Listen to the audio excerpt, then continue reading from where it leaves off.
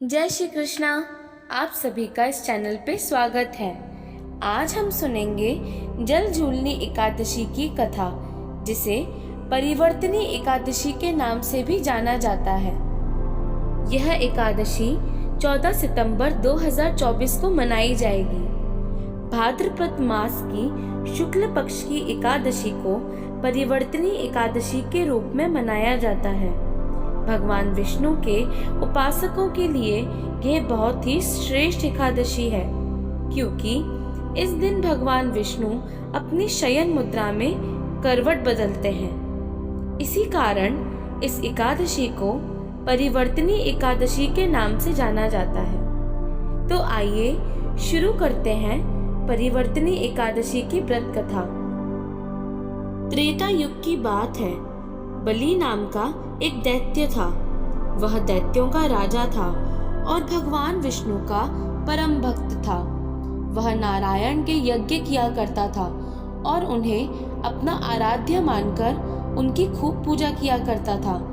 साथ ही वह ऋषि मुनियों का भी बहुत आदर सत्कार करता था और कभी उन्हें खाली हाथ लौटने नहीं देता था। लेकिन राजा बलि के सबसे बड़े शत्रु थे राजाओं के राजा इंद्रदेव। अपनी बैर के चलते राजा बलि ने इंद्रदेव सहित सभी देवी देवताओं पर जीत हासिल कर ली थी और उसने तीनों लोकों पर विजय प्राप्त कर ली थी। राजा बलि एक दैत्य था, इसीलिए उनका बढ़ता विस्तार देख सभी देवी देवता चिंतित हो उठे और राजा इंद्र के साथ वह सभी नारायण भगवान के पास जा पहुंचे। सभी ने नारायण की स्तुति की और अपनी सारी समस्या उनके समक्ष रखी कि अगर राजा बलि को रोका ना गया तो वह पूरी पृथ्वी पर अपना राज्य जमा लेंगे और चारों ओर दैत्यों का ही राज होगा। यह सुनकर भगवान विष्णु ने सभी को आश्वस्त किया कि वह पूरी पृथ्वी पर दैत्यों का राज नहीं होने देंगे। इससे पूरी पृथ्वी का संतुलन बिगड़ जाएगा। भगवान विष्णु ने पृथ्वी को बचाने के लिए वामन अवतार लिया। वामन अवतार विष्णु जी का 5वां अवतार है। संकल्प लेते ही राजा बलि से उन्होंने 3 पग भूमि मांगी और कहा, राजन, आप मुझे 3 पग भूमि दान कर दें। इससे आपको तीनों लोकों के दान बराबर फल प्राप्त होगा। वामन देवता की बातें दैत्य गुरु शुक्राचार्य समझ गए कि वह नारायण के अवतार हैं और राजा बलि से तीनों लोक लेने आए हैं। उन्होंने राजा बलि को सतर्क कर दिया, पर राजा ने कहा कि वह संकल्प ले चुके हैं। वह भगवान विष्णु को अपना आराध्य मानते हैं, इसीलिए वह मना नहीं कर सकते। वामन देवता ने अपना आकार बढ़ाया और देखते ही देखते उनके लिए सारी सृष्टि छोटी पड़ने लगी। उन्होंने अपने पहले पग में भूमि और दूसरे पग में आकाश नाप लिया। अब वामन देव ने राजा बलि से पूछा, मैं अपना तीसरा पग कहाँ रखूं?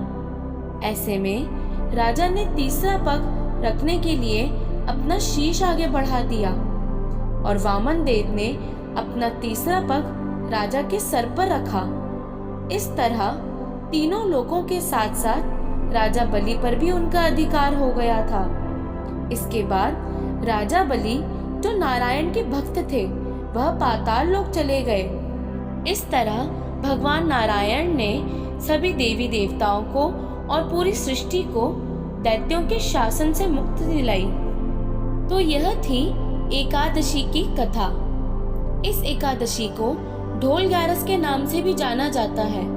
इस एकादशी की पूजा और व्रत कथा करने से वाजपेय यज्ञ का फल प्राप्त होता है।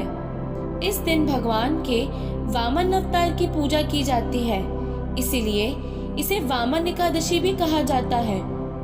इस दिन भगवान विष्णु और माता लक्ष्मी का श्रृंगार करके खूबसूरत डोली निकाली जाती है, इसीलिए इस एकादशी को ढोल ग्यारस भी कहा जाता है।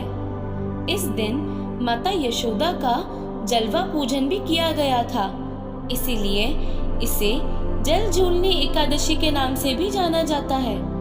तो आप सभी इस कथा का पूर्ण आनंद लीजिएगा और अपने ढोल ग्यारस को खूब जोर शोर से मनाइएगा। राधे कृष्ण।